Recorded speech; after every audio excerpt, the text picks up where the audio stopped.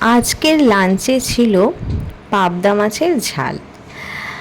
মাছ বরাবরই আমি বিশেষ পছন্দ করি না, তবে খাই না যে সেটা নয়, সমস্ত রকমের মাছই খাই, তবে ওই প্রিয় জিনিসটা নেই আর কি মাছের প্রতি। তো এই পাবদা মাছগুলোর মধ্যে না বেশ অনেক ডিম হয়েছিল। তো সেই ডিমগুলোকে আলাদা করে ভেজে তারপর ওই ঝালের মধ্যে দিয়ে দেওয়া হয়েছিল।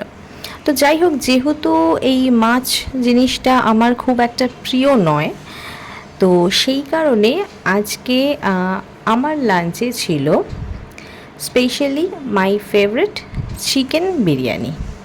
হ্যাঁ, বিরিয়ানি আমার ভীষণই পছন্দের একটি খাবার।